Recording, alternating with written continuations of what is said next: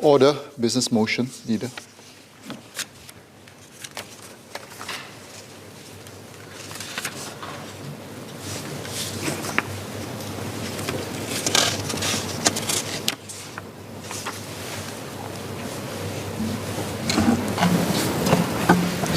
Mr. Speaker, I beg to move that notwithstanding the standing orders, the motions on the Committee of Privileges report, recommendations in respect of Ms. Rajah Khan, and the Committee of Privileges report, recommendations in respect of Mr. Pritam Singh, Mr. Faisal Manap, and Ms. Sylvia Lim be taken together, and the debate on these motions and on any amendment proposed thereto be proceeded with simultaneously as though the debate were on a single motion.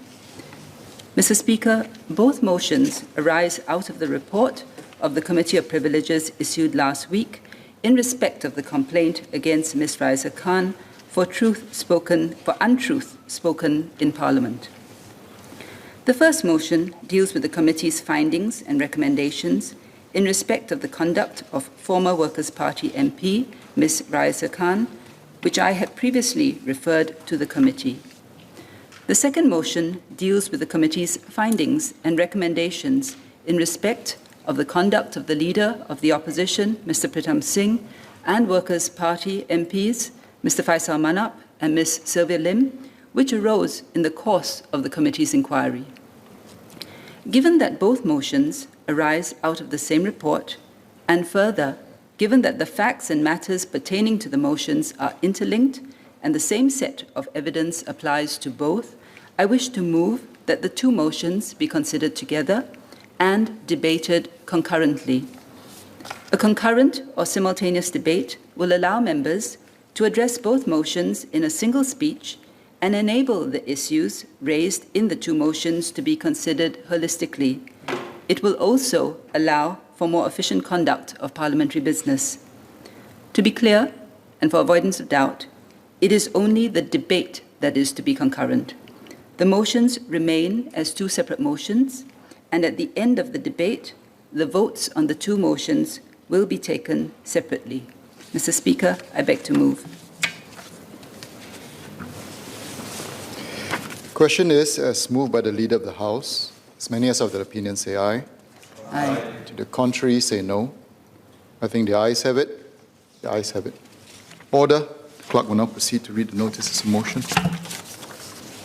Item 1, a motion standing in the name of the Leader of the House on the Committee of Privileges report, recommendations in respect of Ms. Rajah Khan. Leader.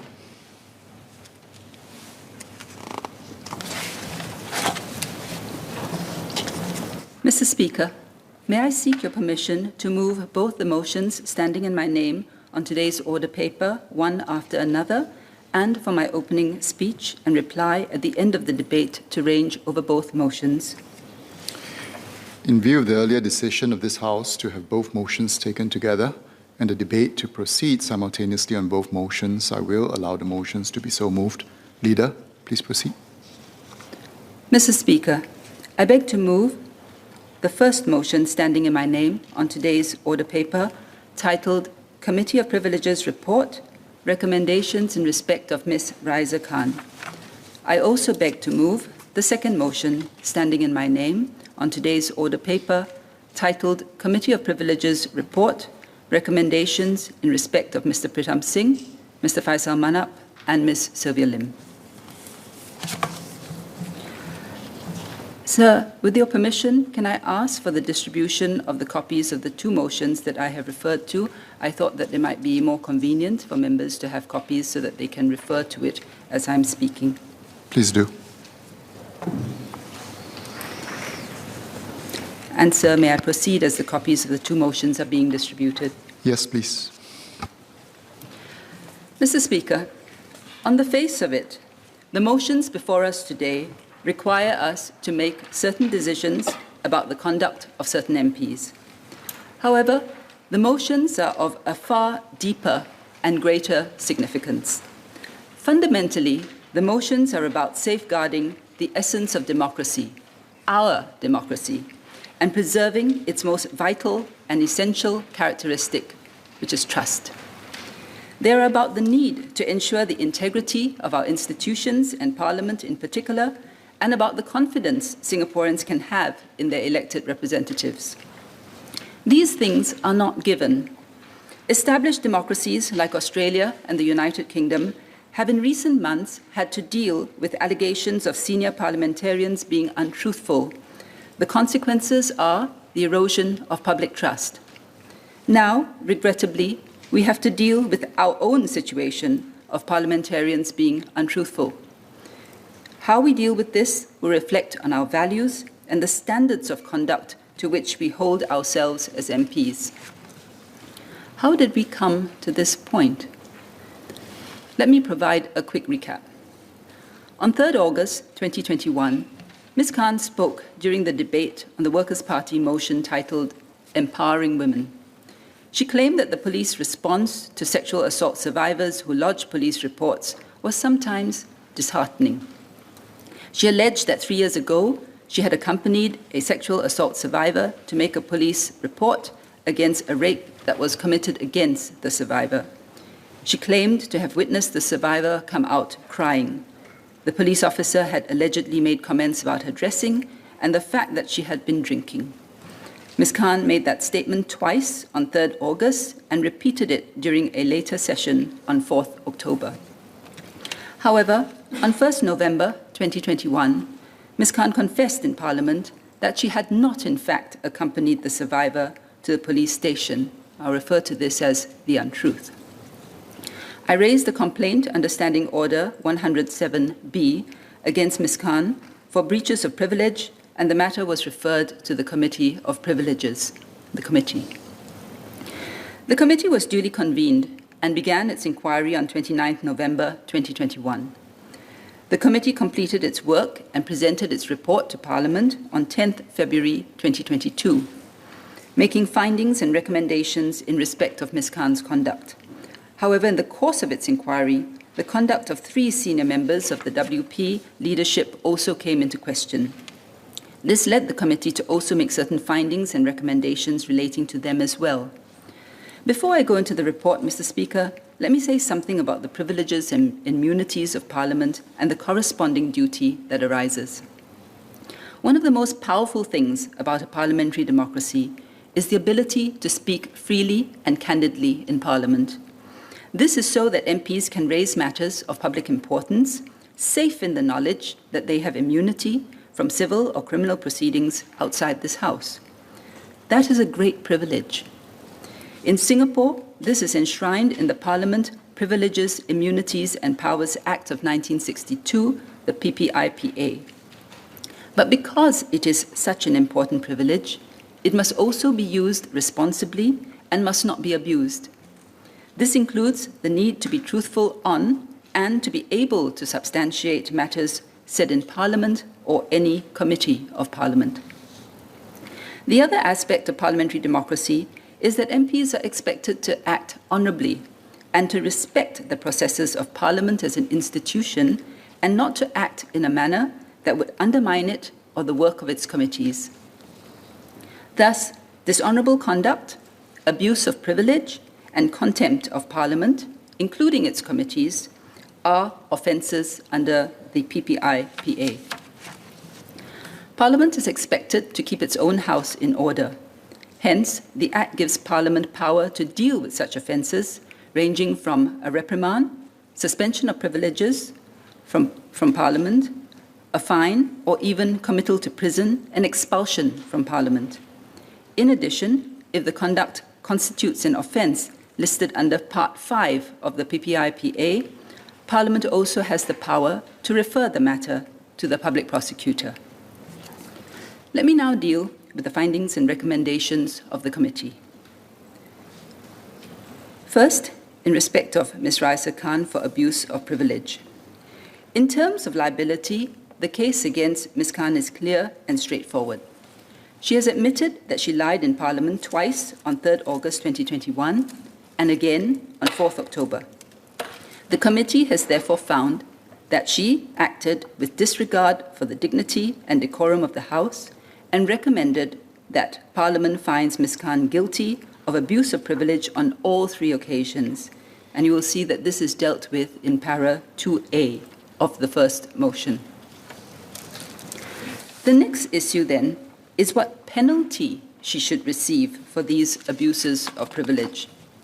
Here, it's undisputed that when she lied on 3rd August, she was the only one who knew that what she said was untrue and therefore acted entirely of her own accord. Hence, she should bear the full and sole responsibility for those transgressions. The committee has accordingly recommended that a fine of $25,000, that's half the maximum penalty, be imposed on Ms. Khan for lying twice on 3rd August. And that is dealt with in paragraph 2B of the first motion. I turn now to the penalty for the lie that was repeated on 4th October 2021. And this is the issue that occupied the bulk of the committee's inquiry. Because by this time, she had disclosed the untruth to the leader of the opposition, Mr. Pritam Singh, and other two senior Workers' Party leaders, Ms. Sylvia Lim and Mr. Faisal Manap, who are the chairman and the vice chairman of the Workers' Party, respectively. So the issue is this. When Ms. Khan repeated the lie in Parliament on 4th October, was she acting of her own accord, or was she acting on the guidance of her senior party leaders? If she was acting on her own, then the penalty should be higher, because it means that she, and she alone, was responsible for deliberately repeating the lie despite being told otherwise, as claimed by Mr. Singh, showing a lack of remorse. But if, as a young and inexperienced MP, she was acting on the instructions or guidance of her party leaders, to whom she deferred and to whose views she gave weight, then that would be a mitigating factor, because then she is not the only one responsible. In this case, the penalty should be lower. And here, the accounts of Ms. Khan and the three senior WP leaders are diametrically opposed, so much so that, in fact, there can be no possibility of this being a case of differing interpretations or of any misunderstanding. It's a situation where either Ms. Khan lied to the committee, or else Mr. Singh, Ms. Lim, and Mr. Faisal lied to the committee. There's no in-between. Ms. Khan's evidence is that when she repeated the lie on 4th October, it was her understanding, based on what Mr. Singh said to her on 3rd October, that there would be no consequences if she continued with the untruth. Mr. Singh, on the other hand, says that Ms. Khan did so on her own accord and contrary to instructions given. Ms. Lim and Mr. Faisal say that they did not discuss the issue with her. They left it to Mr. Singh. Two meetings are key to this issue. The meeting between Ms. Khan and the three senior WP leaders on 8th of August, the 8th August meeting, and the meeting between Mr. Singh and Ms. Khan on 3rd October 2021 at her home. That's the 3rd October meeting. Regarding the 8th August meeting, Ms. Khan's evidence was that the three senior WP leaders told her to continue with the untruth. There was no need for her to clarify the truth in Parliament, and Mr. Singh told her to take the information to the grave. The three WP leaders, on the other hand, say that there was simply no discussion on the matter after Ms. Khan confessed to them, or indeed for nearly 2 months, which passed thereafter. Instead, the discussion moved on to other matters. Next, the 3rd October meeting. This is of critical importance because it took place the evening before the Parliament sitting of 4th October, where Ms. Khan said the lie for the 3rd time. This meeting involved just Ms. Khan and Mr. Singh. No one else was present. The issue with regards to the 3rd October meeting was whether Mr. Singh had made it clear to Ms. Khan that she had to tell the truth, or Mr. Singh gave Ms. Khan a choice as to whether to tell the truth or keep to the untruth. And if he did give her such a choice, whether he pointed her in the direction of how that choice should be exercised. Ms. Khan's evidence is that the conversation was that if she were to retain the narrative or if she were to continue the narrative, there would be no judgment. Her understanding of this was that, therefore, there would be no consequences if she continued with the lie. She was not instructed to tell the truth. Mr. Singh's evidence, on the other hand, was that he did not give Ms. Khan a choice and that he made it crystal clear that she had to tell the truth. Presented with such conflicting evidence, there is only one way to tell who is telling the truth, and that is to test it against objective evidence, which is what the committee did. They assessed it against the contemporaneous evidence, against written documents, against the conduct of the parties both before and after the relevant events, and they tested it against whether the evidence given to the committee made sense. Taking all these into account, the committee found that Ms. Khan was telling the truth and that Mr. Singh, and to a lesser extent Ms. Lim and Mr. Faisal, had lied to the committee. Immediately after the 8th August meeting, Ms. Khan sent a WhatsApp message to her assistants stating they've, meaning Mr. Singh, Ms. Lim, and Mr. Faisal, they've agreed that the best thing to do is to take the information to the grave. So there's written contemporaneous evidence immediately after the meeting. Her evidence was corroborated by Ms. Loh and Mr. Nathan. On the three WP's leaders' own evidence, between 8th August and 3rd October, nothing was discussed about clarifying the lie, but they all agreed that telling the untruth in Parliament was a serious matter and should be corrected. There was no correspondence or documents from them on the issue at all. They did not speak with Ms. Khan on the issue. While Mr. Singh claimed he was concerned with ensuring that Ms. Khan's family was told about the sexual assault before clarifying the untruth, not once did he or the others check if she had spoken with her parents. No steps were taken for any clarification to be made in Parliament ahead of the September-October sittings. The other WPCC members were kept in the dark. Mr. Singh established a disciplinary panel consisting of the very same people who knew that she lied, himself, Ms. Lim, and Mr. Faisal, and they did not disclose this to the CEC. All of these are consistent with a situation in which she was told to maintain the lie. As to the 3rd October meeting, the committee found that the evidence was quite clear that Mr. Singh strongly pointed Ms. Khan towards continuing with the untruth on 3rd October. They found as follows. On 3rd October, Mr. Singh visited Ms. Khan at her home specifically to advise her on what to say at the 4th October parliamentary sitting because he had a feeling that the topic might come up. He did not tell Ms. Lim or Mr. Faisal about the meeting.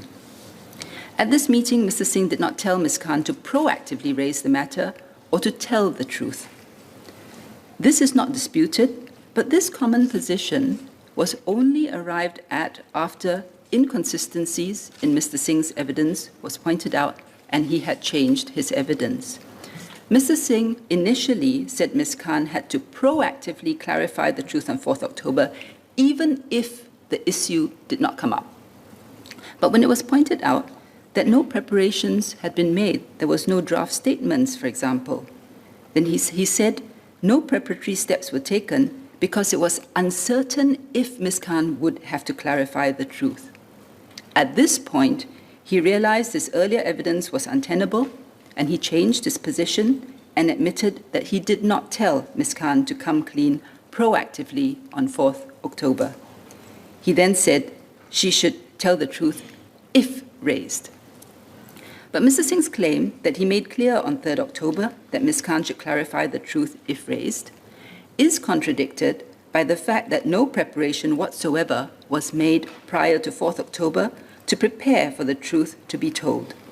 Ms. Lim admitted, in the context of whether it would have been possible on 4th October to have Ms. Lim clarify the truth the next day on 5th October, that this was not possible because time was needed to carefully structure Ms. Khan's clarification and to make the necessary preparations.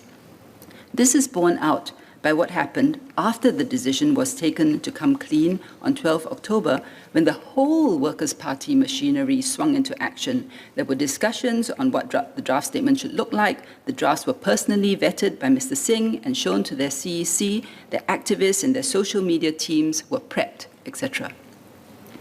On 4th October, as Minister Shanmugam was asking Ms. Khan in this chamber to confirm if the incident had really occurred as she had described, Ms. Khan texted Mr. Pritam Singh, she was sitting up there at that time, to ask, "What shall I do, Pritam?" If, as he claimed, he had been clear that if asked she should tell the truth, there would have been no need for her to text him for guidance. Further, if Mr. Singh's evidence was true, it would mean that when Ms. Khan lied again on 4th October, she would have flagrantly disobeyed his instruction of the previous day. So you would expect that in such situation, he would have immediately have demanded an explanation. Yet Mr. Singh did not speak to Ms. Khan for the rest of the day until close to midnight. And even then, there was no instruction to clarify the truth the following day on 5th October, when Parliament was still sitting. Mr. Singh told Ms. Khan that he would not judge her. This makes no sense if he had told Ms. Khan to tell the truth, as there would be nothing to judge. However, it makes a lot of sense if he had told or encouraged her to continue the lie. Ms. Lowe's and Mr. Nathan's evidence contradict what Mr. Singh said. On 12 October, Mr. Singh told Ms. Lowe and Mr. Nathan that he had met Ms. Khan on 3rd October and told her, "I will not judge you." Both Ms. Lowe and Mr. Nathan understood this to mean that Mr. Singh had given Ms. Khan a choice as to whether or not to come clean, and that if she chose to repeat the untruth, she would not be judged. Mr. Singh claimed that he did not give Ms. Khan a choice as to whether to tell the truth, but this is contradicted by Ms. Lim's notes taken during the disciplinary panel, in which she recorded Mr. Singh as telling Ms. Khan that, "I told you it was your call." On 7th October, Ms. Khan had sent an email to Mr. Singh, Ms. Lim and Mr. Faisal, seeking the advice on what to do because she had just received an email from the police requesting her assistance. In her email, she thanked the senior WP members for listening to me, for caring for me, and for guiding me throughout this without judgment. The committee found that if Mr. Singh had indeed told Ms. Khan on 3rd October to tell the truth, then after she lied again on 4th October, which would have been a breach of that instruction, she would not be thanking them for guiding her without judgment. And here the operative word is guiding. Implicit in her email is that she followed their guidance until then. The committee found that by telling Ms. Khan on 3rd October that there would be no judgment, Mrs. Singh had left her with the view that if she were to continue with the untruth, there would be no judgment on her. The committee further found that taken together, the events of the 8th August and 3rd October meetings would essentially point Ms. Khan in one direction, which is to keep to the untruth, if the issue was raised, with the assurance that Mr. Singh would not judge her if she did so. The committee therefore found Ms. Khan's culpability in respect of her repetition of the untruth on 4th October was mitigated by the following. The fact that she was a first-time MP who confessed to and sought guidance from her party leaders as to what to do. Regrettably, the guidance they gave and which she followed was to maintain the lie. Her conduct and evidence showed that she would have come clean if she had been advised to do so from 8th August. The committee also took into account that Ms. Khan's mental health had been unfairly and publicly attacked, in particular by Mr. Singh, and that Ms. Khan had resigned as a Member of Parliament. The committee had therefore recommended a lower fine of $10,000 in respect of the repetition of the untruth on 4th October 2021, and this is dealt with in paragraph 2C of the first motion. Mr. Speaker, sir, I turn now to the recommendations re Mr. Pritam Singh, Mr. Faisal, and Ms. Sylvia Lim. Based on the objective evidence before the committee made these findings: that all three senior WP leaders would have lied to the committee as to what was discussed at the 8th August meeting, and that they guided Ms. Khan to maintain the untruth she had told. That Mr. Singh lied about what had happened at the 3rd October meeting and essentially gave Ms. Khan to understand that it would be all right to maintain the untruth if the matter came up in Parliament the next day. In addition, Mr. Faisal refused to answer a question from the committee at least 8 times, despite being reminded that he had been called before the committee to assist with its investigations and that his refusal would amount to an offence and constitute a contempt of Parliament. The committee considered that Mr. Singh and Mr. Faisal's conduct could constitute a contempt of Parliament and offences under Part 5 of the PPIPA. And the committee was convened to look into the complaint against Ms. Khan. The committee noted that it was beyond its purview to recommend any penalty in respect of the 3 senior WP leaders for their conduct, which arose in the course of the inquiry. Parliament, however, has the power to consider what should be done and to take the appropriate action, and to assist Parliament in this task, the committee has made the following recommendations for our consideration. That while Parliament has the option to refer the 3 senior WP leaders to another committee of privileges, it is unlikely that another committee would make much progress in terms of uncovering more evidence, and that a distinction should be drawn between the conduct of Mr. Singh on the one hand and Ms. Lim and Mr. Faisal on the other, given their different roles and conduct. The committee notes Ms. Lim's and Mr. Faisal's roles were relatively subsidiary, while Mr. Singh appeared to have played the key and leading role in guiding Ms. Khan in respect of the untruth. The committee has therefore recommended that Parliament refer Mr. Singh's conduct to the public prosecutor with a view to considering whether to institute criminal proceedings. This is addressed in paragraph 2 of the second motion. Now, Mr. Speaker, some may wonder why Mr. Singh and Mr. Faisal should be referred to the public prosecutor and why this cannot be dealt with in-house by Parliament. Others may also wonder why it is the case that for Ms. Khan, who lied to Parliament, a fine is proposed, whereas in the case of Mr. Singh, who also lied, but to a committee of Parliament, he should be referred to the public prosecutor instead of just being fined like Ms. Khan.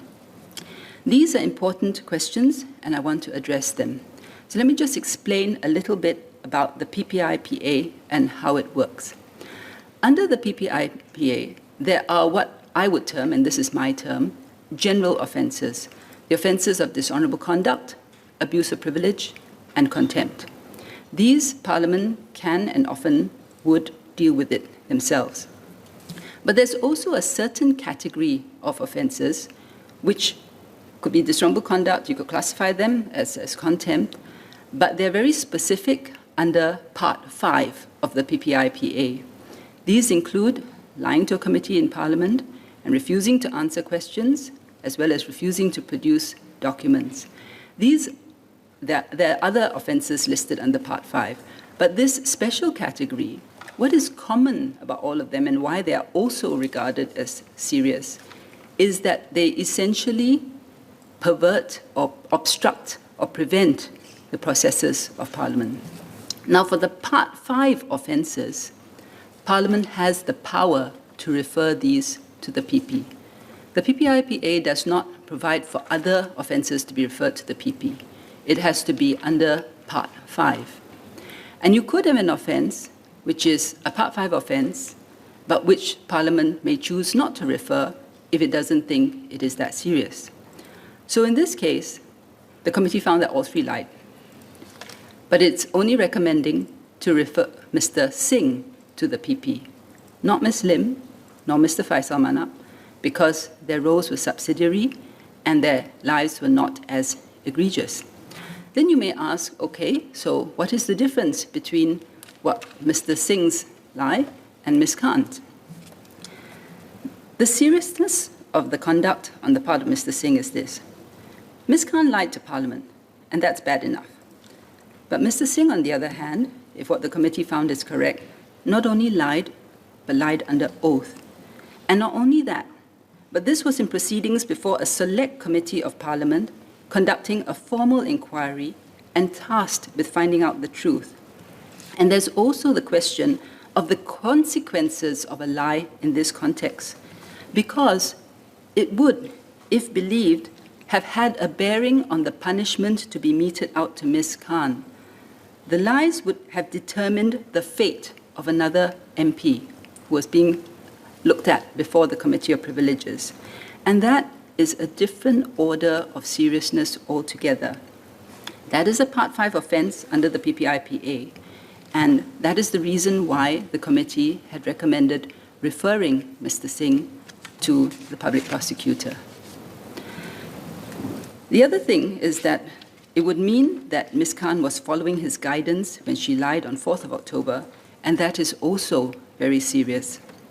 So, given the seriousness of the matter, it would be the fairest course of action to all concerned to refer it to the PP. The PP will have the opportunity to consider all evidence afresh, including new evidence, in deciding whether or not to prefer criminal charges against Mr. Singh. It would also give Mr. Singh the opportunity to defend and vindicate himself with legal counsel if criminal charges are brought. And fourth, the matter would be adjudicated by the courts, which are independent. In the case of Mr. Faisal, his refusal to produce documents or answer questions can also amount to an offence under the PPIPA, and that is a Part 5 offence. So the committee has recommended that he also be referred to the public prosecutor, and this is addressed in paragraph 2 of the second motion. Apart from the offences to be referred to the public prosecutor, there remain the following potential offences under the PPIPA that need to be dealt with by Parliament: dishonourable conduct and contempt of Parliament on the part of Mr. Singh for lying to the committee and for his role in guiding Ms. Khan to lie to Parliament. The committee has recommended that Parliament defer any action on this until the criminal proceedings, if any, are completed. And this is dealt with in paragraph 3.1 of the second motion. Then there's dishonourable conduct and contempt of Parliament on the part of Ms. Lim and Mr. Faisal for lying about the 8th August meeting and for their initial concurrence in the guidance to maintain the lie by agreeing that it should be taken to the grave. Likewise, the committee has recommended that any decision on this be deferred until the outcome of the referral of Mr. Singh's conduct to the public prosecutor. And this is dealt with in paragraphs 3.1 and 3.2 of the second motion. So in conclusion, the conduct of Mr. Singh and Mr. Faisal will be considered by the public prosecutor under the criminal justice process. Parliament will only consider the remaining issues, if any, after the criminal justice process has taken its course, by which time we will have the benefit of what emerges from that process. It is the fairest way forward for all. Mr. Speaker, the recommendations made by the committee are sound and balanced given the circumstances. I would ask members to accept them and to support the motions, as I do, so as to uphold public trust in Parliament and in our democracy. Mr. Speaker, I beg to move.